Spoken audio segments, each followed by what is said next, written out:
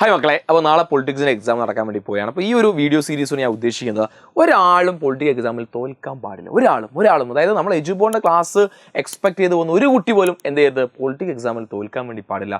അവർക്കായിട്ട് 40 mark, ചില ആളുകൾ +1 വിചാരിച്ചത്ര mark score ചെയ്യാൻ പറ്റാത്ത ആളുകളുണ്ട്. അപ്പോൾ വാട്ടർ ഒരു 40-45 മാർക്കിൻ്റെ ഇടയിൽ നിങ്ങൾക്ക് സ്കോർ ചെയ്യാൻ പറ്റിയ ഏറ്റവും ഇമ്പോർട്ടൻ്റ് എക്സാമിന് ചോദിക്കുന്ന ചോദ്യങ്ങളാണ് ഈ ഒരു സീരീസിൽ ഞാൻ ഉൾപ്പെടുത്തിയിട്ടുള്ളത്. നിങ്ങൾ എല്ലാ ഫ്രണ്ട്സിലേക്ക് നിങ്ങൾ ആദ്യം വീഡിയോ ഒന്ന് ഷെയർ ചെയ്ത് കൊടുക്കുക. ഒരുപാട് ആളുകളുണ്ട്, നമുക്കറിയാം +2 ആണ്, തോൽക്കുന്നുള്ള ഒരു അവിടെ നിൽക്കുക. തോൽറ്റ് നിങ്ങൾ ആലോചിച്ച് നോക്ക്, +2 തോറ്റ് കഴിഞ്ഞാൽ നമ്മുടെ കരിയറൊക്കെ ഒരു ബുദ്ധിമുട്ടാവും അല്ലേ. അപ്പോൾ അവരിലൊക്കെ വേഗം ഒന്ന് ഷെയർ ചെയ്ത് കൊടുക്കുക. ഒരുപാട് ആളുകൾ ചിലപ്പോൾ ഈ വീഡിയോ ഹെൽപ്ഫുൾ ആയിരിക്കും. റെഡി, ആദ്യ ചോദ്യം ഇതാണ്. The first 3 general election mark the features of Congress dominance. What are the factors that contribute to dominance of Congress party? Congress പാർട്ടിയുടെ ആദ്യ 3 തെരഞ്ഞെടുപ്പിൽ കോൺഗ്രസ് പാർട്ടിക്ക് വലിയ ഡോമിനൻസ് ഉണ്ടായിരുന്നു. എന്താണ് അതിൻ്റെ കാരണം? എക്സാമിനെ പലപ്പോഴും റിപ്പീറ്റ് ചെയ്ത് ചോദിക്കുന്ന ചോദ്യമാണ്. ഇതങ്ങ് പഠിച്ചു വെക്കുക. എന്തൊക്കെയാണ്? ഒന്നാമത് legacy of Congress freedom struggle. എന്താണ്? സ്വാതന്ത്ര്യ സമരത്തിലെ ഇന്ത്യൻ നാഷണൽ കോൺഗ്രസ് സ്വാതന്ത്ര്യ സമരത്തിലെ കോൺഗ്രസിൻ്റെ പങ്ക്, ലെഗസി ഉണ്ടായിരുന്നു. ഒരുപാട് വർഷക്കാലം രാജ്യത്തിൻ്റെ സ്വാതന്ത്ര്യത്തിന് വേണ്ടി പ്രവർത്തിച്ച പാർട്ടിയാണ് കോൺഗ്രസ് പാർട്ടി. അപ്പോൾ അതിൻ്റെ ഒരു പാരമ്പര്യം, ലെഗസിയൊക്കെ ആർക്കുണ്ടായിരുന്നു? കോൺഗ്രസ് പാർട്ടിക്ക് ഉണ്ടായിരുന്നു. രണ്ടാമത് ചരിഷ്മ ലീഡർഷിപ്പ് ഓഫ് നെഹ്റുവിൻ്റെ വ്യക്തിപ്രഭാവം. നെഹ്റു എന്ന് പറയുന്ന നേതാവിന് എല്ലാവർക്കും സ്വീകാര്യനായിരുന്നു, എല്ലാവർക്കും നെഹ്റുവിൽ വിശ്വാസമായിരുന്നു. അപ്പോൾ ആ ഒരു നേതാവ് ഇങ്ങനെ മുന്നിൽ നിൽക്കുമ്പോൾ കോൺഗ്രസ് പാർട്ടിക്ക് നല്ലൊരു വിജയം ഉണ്ടാക്കാൻ സാധിച്ചു.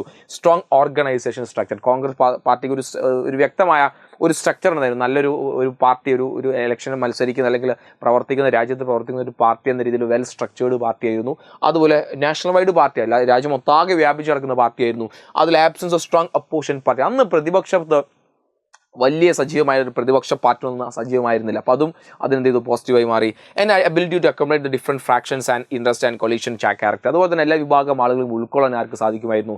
കോൺഗ്രസ് പാർട്ടിക്ക് സാധിക്കുമായിരുന്നു. എല്ലാ വിഭാഗം ആളുകളെയും ഉൾക്കൊള്ളാൻ കോൺഗ്രസ് പാർട്ടിക്ക് സാധിക്കുമായിരുന്നു. അപ്പോൾ അത് കൃത്യമായി നോട്ട് ചെയ്ത് വെക്കുക. 5 മാർക്കിനോ 4 മാർക്കിനോ ചോദിക്കാൻ സാധ്യതയുള്ള ചോദ്യമാണ്. രണ്ടാമത് നോക്കൂ, from which country India adopt the concept of 5 year plan. 5 year plan എന്ന കൺസെപ്റ്റ് ഇന്ത്യ ഏത് രാജ്യത്താണ് നമ്മൾ എടുത്തത് അല്ലേ? ഏത് രാജ്യത്ത്? മക്കളെ, വൺ വേർഡ് ചോദ്യങ്ങൾ നിങ്ങൾ ശ്രദ്ധിക്കണേ. അതായത് വൺ വേർഡ് ചോദ്യങ്ങൾ നിങ്ങൾ ചാടിക്കയറി ഉത്തരം എഴുതരുത്. നിങ്ങൾക്ക് ഉറപ്പാണെന്ന് ഉറപ്പിച്ചിട്ട് നിങ്ങളുടെ ആൻസർ പേപ്പർ എഴുതാവും. ഓക്കെ, പിന്നെ ആരോടെങ്കിലും നിങ്ങൾ അങ്ങോട്ടും ഇങ്ങോട്ടൊക്കെ കൈയും കലാശൊക്കെ ഇട്ട് പതുക്കെ ചോദിച്ചു. ഇൻഡിവിജ്വലായിട്ട് ബുദ്ധിമുട്ടാവാത്ത രീതിയിൽ ചോദിക്കുന്നത് വലിയ ഇതൊന്നുമില്ല. നിങ്ങൾക്ക് ജയിക്കാൻ അൾട്ടിമേറ്റ് ലക്ഷ്യം. അപ്പോൾ തീരെ അറിയില്ലെങ്കിൽ നിങ്ങൾ ചോദിക്കും. ഒരിക്കലും തോൽക്കുന്ന ഒരു സിറ്റുവേഷൻ നിങ്ങൾ ഉണ്ടാക്കരുത്. അപ്പോൾ കോപ്പി അടിക്കാൻ വേണ്ടി ബിറ്റു പരിപാടികളായി നിങ്ങൾ പരീക്ഷകൾ ഒരിക്കലും പോലും, അത് ഒരിക്കലും ചെയ്യാൻ പറ്റുന്ന കാര്യമല്ല. അത് ഒരു ടീച്ചറും അതിന് അംഗീകരിക്കില്ല. ഏതെങ്കിലും ഒരു ടീച്ചർ അത് കണ്ടു കഴിഞ്ഞാൽ ടീച്ചർ അപമാനിക്കുന്നില്ല. അപ്പോൾ ഒരിക്കലും അത് നിങ്ങൾ ചെയ്യാൻ പാടില്ല. ഇങ്ങനത്തെ എന്തെങ്കിലും കാര്യങ്ങളൊക്കെ നിങ്ങൾ ചോദിക്കുക. ചെറിയ വൺവേഡൊക്കെ അങ്ങോട്ടും ഇങ്ങോട്ട് ചോദിച്ച് കൃത്യം ചെയ്താൽ 10 മാർക്കാണ് വൺവേഡ്. അതൊരിക്കലും ചെയ്ത് മിസ് ചെയ്യാൻ പാടില്ല. ഓക്കെ, അപ്പോൾ ഇതേതാ? USSR ആണല്ലേ, ഓപ്ഷൻ ബി ആണ് ആൻസർ. ഇനി identify the person who known as the milk man of India. ഇന്ത്യയുടെ പാൽക്കാരൻ, മിൽക്ക് മാൻ എന്ന അറിയപ്പെടുന്ന വ്യക്തി ആരാ? അത് ഡോക്ടർ വർഗീസ് കുര്യൻ. വർഗീസ് കുര്യൻ്റെ പേര് പഠിച്ചു വെക്കുക. ഓക്കെ, പിന്നെ write the programme which India adopt resolve the food crisis of 1960. 1960 ഭക്ഷ്യക്ഷാമം ഒഴിവാക്കാൻ വേണ്ടി ഇന്ത്യ നടപ്പിലാക്കിയ പ്രോഗ്രാമിൻ്റെ പേര്, അതിൻ്റെ മെറിറ്റ് ആൻഡ് ഡീമെറിറ്റ് ചെയ്താണ് പറഞ്ഞത്. അപ്പോൾ ആ പ്രോഗ്രാം ഏതാ? ഇവർ പ്രോഗ്രാമിൻ്റെ പേരോ കാര്യങ്ങളൊന്നും ഇവിടെ കൊടുക്കുന്നില്ല. ഉത്തരം ഏതാ? ഗ്രീൻ റവല്യൂഷൻ അല്ലേ. ഗ്രീൻ റവല്യൂഷൻ എന്നുള്ളത് ഇവിടെ എവിടെയും മെൻഷൻ ചെയ്തില്ല. എന്താ മെൻഷൻ ചെയ്തത്? Food crisis of 1960. 1960 ഭക്ഷ്യക്ഷാമം വന്നപ്പോൾ. അപ്പോൾ നിങ്ങൾ മനസ്സിലാക്കുക, ഗ്രീൻ റവല്യൂഷൻ ലക്ഷ്യം എന്തായിരുന്നു? ഫുഡ് സഫിഷ്യൻസി ഉറപ്പുവരുത്തുന്നതായിരുന്നു അല്ലേ. അപ്പോൾ അത് കൃത്യമായി നിങ്ങൾ നോട്ട് ചെയ്ത് വെക്കുക. ഗ്രീൻ റവല്യൂഷൻ നോക്കി 1960 ഗവൺമെൻറ് ഇന്ത്യ അഡോപ്റ്റ് ചെയ്ത മെത്തഡാണ് ഗ്രീൻ റവല്യൂഷൻ. അതിൻ്റെ ലക്ഷ്യം എന്തായിരുന്നു? നമുക്ക് ഫുഡ് സഫിഷ്യൻസി കൊണ്ടുവരുന്ന ഭക്ഷ്യകാര്യത്തിൽ നമ്മൾ സ്വയം പര്യാപ്ത വഹിക്കണം അല്ലേ. അതിൻ്റെ ഭാഗമായി ഗവൺമെൻറ് എന്ത് കൊടുത്തു? HYVC, ഹൈ യീൽഡിംഗ് വെറൈറ്റീസ്, അത്യുൽപാദന ശേഷിയിലെ വിത്തുകൾ നൽകി. ഫെർട്ടിലൈസേഴ്സ് ആൻഡ് പെസ്റ്റിസൈഡ്, രാസവളങ്ങൾ, കീടനാശിനികൾ നൽകി. ബെറ്റർ ഇറിഗേഷൻ ഫെസിലിറ്റീസ്, നല്ല ജലസേചന സൗകര്യങ്ങൾ നൽകി. ഇതെല്ലാം കൂടി നൽകിക്കൊണ്ട് നമ്മുടെ കൃഷിയെ ഒന്ന് ഉത്സാഹിപ്പിച്ചു. നല്ലൊരു പ്രൊഡക്ഷൻ അഗ്രികൾച്ചർ മേഖല ഉണ്ടാക്കാൻ നമുക്ക് സാധിച്ചിട്ടുണ്ട്. അതുപോലെ തന്നെ ഫാദർ ഓഫ് ഗ്രീൻ റവല്യൂഷൻ ആരാ? നോർമൻ ഏർണസ്റ്റ് ബോൾറാങ് എന്ന് പഠിച്ചൊക്കെ വൺ വേർഡ് ചോദിക്കാൻ സാധ്യതയുള്ള. അതുപോലെ തന്നെ ഇന്ത്യൻ ഗ്രീൻ റവല്യൂഷൻ്റെ പിതാവിനെ ചോദിക്കുകയാണെങ്കിൽ ആരാ? അത് MS സ്വാമിനാഥൻ്റെ പേര് നോട്ട് ചെയ്ത് വെക്കുക. ഇതിൻ്റെ മെറിറ്റും ഡീമെറിറ്റും അല്ലേ. പോസിറ്റീവ് മെറിറ്റ് എന്താ? നമുക്ക് ഫുഡ് സഫിഷ്യൻസി റെഡിയാക്കാൻ സാധിച്ചു. നല്ല രീതിയിലൊരു ഫുഡ് പ്രൊഡക്ഷൻ നമുക്ക് ഉണ്ടാക്കിയെടുക്കാൻ സാധിച്ചു അല്ലേ. ഇൻക്രീസ് ഫുഡ് പ്രൊഡക്ഷൻ, നമുക്ക് ഭക്ഷ്യ ഉൽപ്പാദനം കൂട്ടാൻ സാധിച്ചിട്ടുണ്ട് അല്ലേ. ഭക്ഷ്യ സുരക്ഷ കൈവരിച്ചു, ഭക്ഷ്യോൽപാദനം കൂട്ടി, അത്യുൽപാദന ശേഷിയിൽ വിത്തുകൾ നമ്മൾ ഉപയോഗിച്ചു, ഗവൺമെൻറ് താങ്ങുവില പ്രഖ്യാപിച്ചു. അങ്ങനെ ഒരുപാട് ഗുണങ്ങളുണ്ട്, അത് നോട്ട് ചെയ്ത് വെക്കുക. അതുപോലെ തന്നെ ഒരുപാട് നെഗറ്റീവ്സ് നോർമലി എല്ലാ ആളുകൾക്കും ഇതിൻ്റെ ഗുണം കിട്ടിയിട്ടില്ല. പഞ്ചാബിലെയും ഹരിയാനയിലും ഉത്തർപ്രദേശിലും കുറച്ച് മേഖലയിലെ ഫാമേഴ്സിന് മാത്രമേ ഇതിൻ്റെ ഗുണം കിട്ടിയുള്ളൂ. ഇന്ത്യ ഒട്ടാകെ ഇത് വ്യാപിക്കാൻ സാധിച്ചില്ല.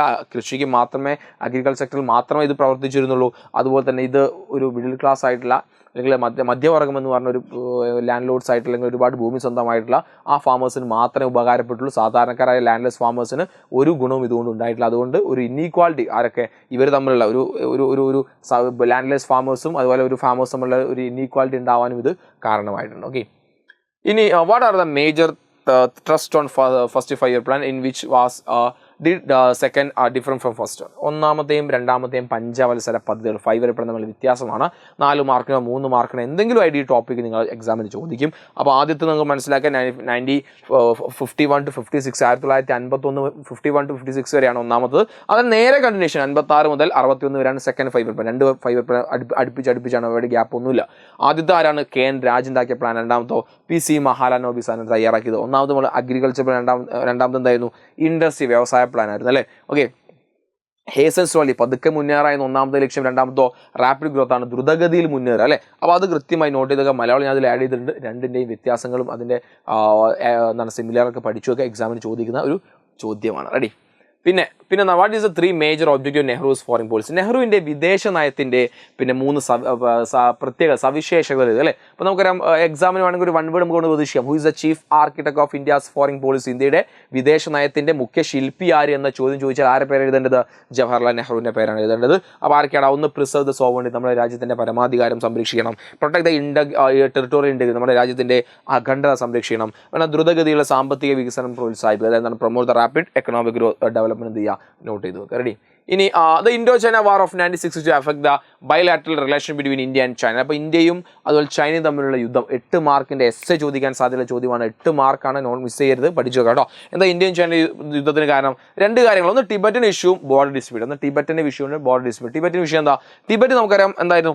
ടിബറ്റ് ഒരു സ്വതന്ത്ര രാജ്യമായി ആഗ്രഹിക്കാനാണ് ചൈനയുമായി, അല്ലെങ്കിൽ ചൈനയുടെ ഉള്ളിൽ തൊട്ടടുത്തുള്ള രാജ്യമാണ് ടിബറ്റ് അല്ലേ. അപ്പോൾ ടിബറ്റ് ഒരു സ്വതന്ത്ര രാജ്യമായി നിൽക്കാൻ തന്നെ ആഗ്രഹിച്ച രാജ്യമായിരുന്നു. പക്ഷേ ചൈന എന്ത് ചെയ്തു? ടിബറ്റിനെ കീഴ്പ്പെടുത്തി ടിബറ്റൻ സംസ്കാരത്തെയും ടിബറ്റൻ കൾച്ചറിനെ അടിച്ചമർത്തിക്കൊണ്ട് ചൈനീസ് സംസ്കാരവും ചൈനീസ് അധിനിവേശവും അവിടെ നടത്തി അല്ലേ. ആ സന്ദർഭത്തിൽ ടിബറ്റിലെ സ്പിരിച്വൽ നേതാവായിട്ടുള്ള ദലൈലാമ അവിടെ നിന്ന് രക്ഷപ്പെട്ട് എവിടേക്ക് ഇന്ത്യയിലേക്ക് അഭയം പ്രാപിക്കാൻ എത്തി. ഇന്ത്യ എന്ത് ചെയ്തു? അദ്ദേഹത്തിന് അഭയം നൽകി. അത് ആർക്കും ഇഷ്ടമായില്ല, ചൈനക്കാർക്ക് ഇഷ്ടമായില്ല. അപ്പോൾ ചൈനക്കാർ എന്ത് പറഞ്ഞു? ഇന്ത്യ ചൈനീസ് വിരുദ്ധ ആൻറ്റി ചൈനീസ് ആക്ടിവിറ്റീസ് എവിടെ നടക്കുന്നത്? ഇന്ത്യയിൽ നടക്കുന്നുണ്ട്, ഇന്ത്യ അതിന് സപ്പോർട്ട് ചെയ്യുന്നുണ്ടെന്ന് പറഞ്ഞു. അങ്ങനെയാണ് ഇന്ത്യയും ചൈന തമ്മിലുള്ള ബന്ധം ആദ്യം തെറ്റുന്നത് അല്ലേ. രണ്ടാമത് തെറ്റ് നമുക്ക് ഇവിടെ നമ്മുടെ ബോർഡർ ഡിസ്പ്യൂട്ട്, അതിർത്തി തർക്കം അല്ലെ. എങ്ങനെ അതിർത്തി തർക്കം? ചൈന ക്ലെയിം 2 ഏരിയ, 2 ഏരിയയാണ് ചൈന ക്ലെയിം ചെയ്യുന്നത്. ഒന്ന് അക്സായ് ചിനും അതുപോലെ തന്നെ ലഡാക്ക് റീജിയനും. അക്സായ് ചിനും ലഡാക്ക് റീജിയനും ഇമ്പോർട്ടൻ്റ് ആയ കാര്യമാണ്. അത് രണ്ടും നിങ്ങൾ പഠിച്ചു വെക്കുക. ആ 2 മേഖലയിലേക്കും അവസാനം ചൈന എന്ത് ചെയ്യാണ്?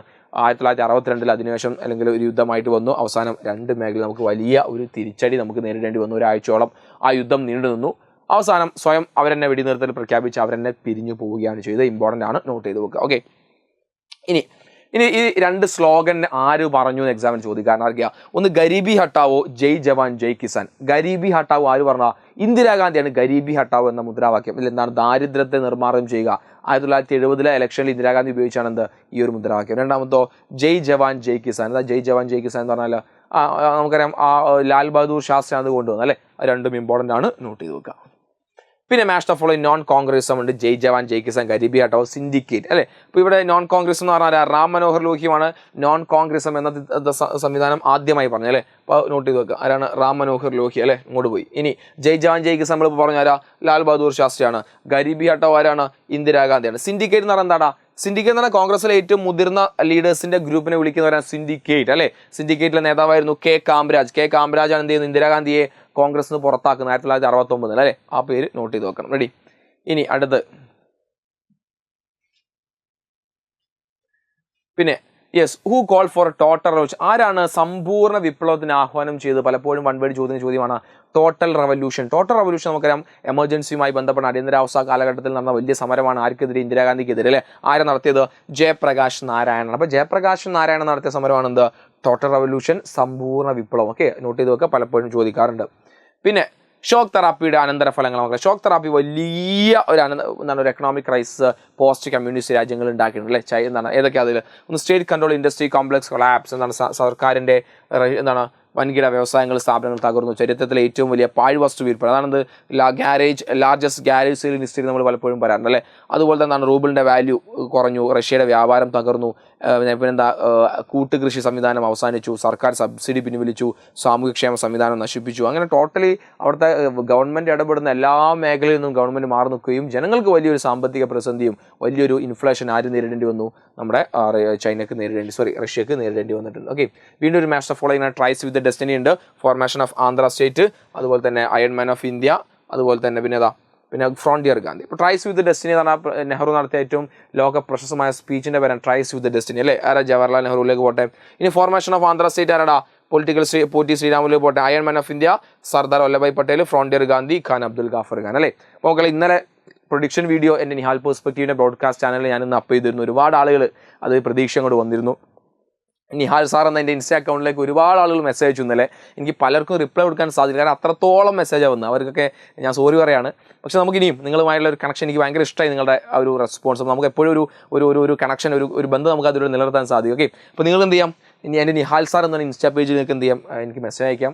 നിങ്ങൾ ഒരുപാട് ആളുകൾ നല്ല മെസ്സേജ് അയച്ചു, അവർക്ക് പഠിക്കാനുള്ള ബുദ്ധിമുട്ട്, പൊളിറ്റിക്സ് എങ്ങനെ പഠിക്കണം, പല കാര്യങ്ങൾ ചോദിച്ചിരുന്നു. അപ്പോൾ അവർക്കൊക്കെ ഒരു ആശ്വാസമാക്കുന്ന രീതിയിൽ കുറച്ച് കാര്യങ്ങൾ എനിക്ക് പറഞ്ഞു കൊടുക്കാൻ സാധിച്ചിട്ടുണ്ട്. I am very happy for that. So അത് ഞാൻ ഇപ്പോൾ പെട്ടെന്ന് ഓർമ്മ എന്നൊന്ന് പറഞ്ഞു കേട്ടോ. ഓക്കെ, അതുപോലെ ഇത് കൃത്യമായി നോട്ട് ചെയ്ത് വെക്കുക. ഇതൊരു മാച്ച് ഓഫ് ഫോളോയിങ് 4 മാർക്ക് കിട്ടാൻ സാധ്യതയുള്ള ചോദ്യം കേട്ടോ. അതുപോലെ തന്നെ പിന്നെ ചൈനയെ ഒരു ബദൽ ശക്തി കേന്ദ്രമാക്കി കണക്കാക്കുന്നു, ചൈനയുടെ വളർച്ച വിശദീകരിക്കുക. എന്താണ് rise of Chinese economy. Chinese എക്കോണമിയുടെ റൈസ് നിങ്ങൾ ഡീറ്റെയിൽ എഴുതേണ്ട ഏതിനു ശേഷം 1970 ശേഷമുള്ള ചൈനീസ് എക്കോണമിയുടെ കാര്യമാണ്. ചൈനീസ് എക്കോണമി ഒരു റൈസിൽ നിങ്ങൾ മെൻഷൻ ചെയ്യേണ്ട കാര്യം. 1972 ചൈന എന്താണ് USA ആയിട്ട് അമേരിക്കയുമായിട്ട് സൗഹാർദ്ദ ബന്ധം ഏർപ്പെടുത്തിയിട്ടുണ്ട്. ഓക്കെ, നോട്ട് ചെയ്ത് വെക്കുക. അതുപോലെ തന്നെ ഫോർ മോഡേണൈസേഷൻ, ഇത് വൺ വേർഡ് വേണമെങ്കിൽ ചോദിക്കുക. ആരാണ് ഫോർ മോഡേണൈസേഷൻ കൊണ്ടുവന്നത്, ആര് എന്ന് വൺ വേർഡ് വേണമെങ്കിൽ ചോദിക്കുക. ആരാ പ്രീമിയർ ചൗ ഇല്ലായാണ് എന്ത് കൊണ്ടുവന്നത്, ഫോർ മോഡേണൈസേഷൻ കൊണ്ടുവന്നത്, 4 ആധുനികവൽക്കരണം കൊണ്ടുവന്നത്. ആധുനിക മേഖലയിൽ ഏതൊക്കെയാ, അഗ്രികൾച്ചർ, ഇൻഡസ്ട്രി, സയൻസ്, ടെക്നോളജിയിലൊക്കെ വലിയ മാറ്റം കൊണ്ടുവന്നു. പ്രധാനപ്പെട്ടാണ്. പിന്നെ അടുത്ത വർഷം അവിടുന്ന് 4-5 വർഷം കഴിഞ്ഞ് 1978 ചൈന കൊണ്ടുവന്ന ഓപ്പൺ ഡോർ പോളിസി. നമ്മളിതിന് എന്ത് വിളിക്കും, തുറന്ന വാതിൽ നയം അല്ലേ, തുറന്ന വാതിൽ നയം. ഇത് വളരെ പ്രധാനപ്പെട്ടതാണ്. ഇതിൻ്റെ ഭാഗമായിട്ടാണ് എന്ത് ചെയ്യുന്നത്, ചൈനീസ് എക്കോണമി ഓപ്പൺ ചെയ്ത് കൊടുത്ത് ഒരുപാട് ഫോറിൻ ഡയറക്റ്റ് ഇൻവെസ്റ്റ്മെൻറ്റ് എവിടേക്ക് എത്തുകയാണ്, ചൈനയിലേക്ക് എത്തുക അല്ലേ. അതിൻ്റെ ഭാഗമായി നോക്കി നിങ്ങൾ സമ്പദ് വ്യവസ്ഥ ഉദാരവൽക്കരിച്ചു, എക്സസ് പ്രൊഡക്ഷൻ നടന്നു, അധികം ഉൽപ്പാദനം നടന്നു, മാർക്കറ്റ് സിസ്റ്റം കൊണ്ടുവന്നു, സ്വകാര്യ ഉടമസ്ഥ സംവിധാനം വന്നു. അങ്ങനെ ചൈനീസ് എക്കോണമി ആകെ മാറിയ ഒരു പോളിസിയാണ് 1978 ഓപ്പൺ ഡോർ പോളിസി. അതുപോലെ തന്നെ ചൈന പിന്നെ 1980 ചൈന എന്ത് ചെയ്തു, കൃഷി സ്വകാര്യവൽക്കരിച്ചു അല്ലേ. അന്ന് നമുക്കറിയാം ഒരു കൂട്ടുകൃഷി സംവിധാനങ്ങൾ അന്ന് ചൈനയിൽ ഉണ്ടായിരുന്നു. എന്ത് ചെയ്തു, പ്രൈവറ്റൈസേഷൻ, സ്വകാര്യവൽക്കരിച്ചു. 2001 ചൈന ആരുമായിട്ട് വേൾഡ് ട്രേഡ് ഓർഗനൈസേഷൻ്റെ ഭാഗമായി. അതോടുകൂടി ചൈന എന്താണ്, വേൾഡ് എക്കോണമിയുടെ ഭാഗമാവുകയാണ് ചെയ്തത്. സോ ഇത്രയും കാര്യങ്ങൾ നിർബന്ധമായി നിങ്ങൾ പഠിച്ചിരിക്കുക, ഇമ്പോർട്ടൻ്റ് ആണ്. എങ്ങനെ ഉണ്ടായിരുന്നു നിങ്ങളുടെ പരീക്ഷ, നമ്മൾ പറഞ്ഞ കാര്യങ്ങളൊക്കെ വന്നോ, നമ്മൾ നടത്തിയ പ്രഡിക്ഷനൊക്കെ വന്നോ. പ്രഡിക്ഷനാണ് 100% നമുക്ക് പറയാൻ പറ്റും. നമ്മളൊരു പ്രഡിക്ഷൻ നടത്തുക, ചിലപ്പോൾ അത് പാളിപ്പോവാം, ചിലപ്പം ശരിയാവും. പക്ഷേ എന്നാലും അതിൽ നിങ്ങൾ പഠിക്കുക, കുറച്ച് ഇമ്പോർട്ടൻസ് അതുണ്ട്, നിങ്ങൾ അതനുസരിച്ച് നിങ്ങൾ പഠിക്കുക. ഓക്കെ, അപ്പോൾ നിങ്ങളെ പരീക്ഷ കഴിഞ്ഞാൽ എങ്ങനെ ഉണ്ടായിരുന്നു നിങ്ങൾ എന്ത് ചെയ്യുക, നിഹാൽ സാർ എന്ന എൻ്റെ ഇൻസ്റ്റാ അക്കൗണ്ടിൽ നിങ്ങൾ എന്ത് ചെയ്യുക, മെസ്സേജ് അയക്കുക. അതുപോലെ തന്നെ എനിക്ക് നിഹാൽ പെർസ്പെക്റ്റീവ് എന്ന ഇൻസ്റ്റാ അക്കൗണ്ടിൽ രണ്ടിൽ നിങ്ങൾക്ക് എന്ത് ചെയ്യാം, മെസ്സേജ് അയക്കാം. അപ്പോൾ പരീക്ഷ എങ്ങനെ ഉണ്ടായിരുന്നു, നമ്മൾ പറഞ്ഞ കാര്യങ്ങളൊക്കെ വന്നോ, വേറെ എന്തെങ്കിലും കൺസേൺസോ കാര്യങ്ങളൊക്കെ നിങ്ങൾക്ക് എന്ത് ചെയ്യാം, ചോദിക്കാം. അതിന് ഇടയ്ക്കിടയ്ക്ക് നമ്മുടെ നിഹാൽ പെർസ്പെക്റ്റീവിൻ്റെ പിന്നെ ബ്രോഡ്കാസ്റ്റ് ചാനൽ നമ്മൾ എന്ത് ചെയ്യും, പ്രഡിക്ഷൻ നടത്തും. അതുപോലെ തന്നെ നമ്മുടെ വാട്സപ്പ് ചാനൽ, വാട്സപ്പ് കമ്മ്യൂണിറ്റി ഉണ്ട്, വാട്സപ്പ് ചാനലുണ്ട്. വാട്സപ്പ് ചാനലിൽ നിങ്ങൾക്ക് വേണ്ട ഒരുപാട് നമ്മുടെ മൈക്രോ ബിറ്റ് നോട്ടുകൾ, ചെറിയ ഷോർട്ട് നോട്ടുകൾ, നിങ്ങൾക്ക് വേണ്ട നോട്ടുകൾ നമ്മൾ തയ്യാറായിക്കൊണ്ടിരിക്കുന്നുണ്ട്. അതൊക്കെ വരും ദിവസങ്ങൾ വരാനിരിക്കുന്ന പരീക്ഷയുമായി ബന്ധപ്പെട്ട നോട്ട്സൊക്കെ എവിടെ കിട്ടും, നമ്മുടെ വാട്സപ്പ് ചാനൽ കിട്ടും. വാട്സപ്പ് ചാനൽ, വാട്സപ്പ് കമ്മ്യൂണിറ്റി നിങ്ങൾ എന്ത് ചെയ്യരുത്, ഒരിക്കലും മിസ് ചെയ്ത് താഴെ ലിങ്ക് കൊടുക്കുന്നത്, അതിൽ ജോയിൻ ചെയ്യുക. അപ്പോൾ നന്നായി പഠിക്കുക. All the very best. And നിങ്ങളുടെ ഫ്രണ്ട്സിലേക്ക് ഈ വീഡിയോ ഷെയർ കൊടുക്കാൻ മറക്കരുത്. വീഡിയോ ഇഷ്ടപ്പെട്ടാൽ താഴെ നിർബന്ധമായും നിങ്ങൾ എന്ത് ചെയ്യുക, കമൻറ്റ് ചെയ്യാനും മറക്കരുത്. അപ്പോൾ എല്ലാവർക്കും ഓൾ ദി ബെസ്റ്റ്. നിങ്ങൾ പഠിച്ച കാര്യങ്ങൾ മാത്രം പരീക്ഷയ്ക്ക് വരട്ടെ. +2 നിങ്ങൾ ഹാപ്പി ആയിട്ട് നല്ല മാർക്കോട് കൂടി അടുത്ത വർഷം നല്ലൊരു കോളേജിൽ നിങ്ങൾക്ക് അഡ്മിഷൻ കിട്ടട്ടെ ഞാൻ ആശംസിക്കാനും പ്രാർത്ഥിക്കുകയാണ്. All the best.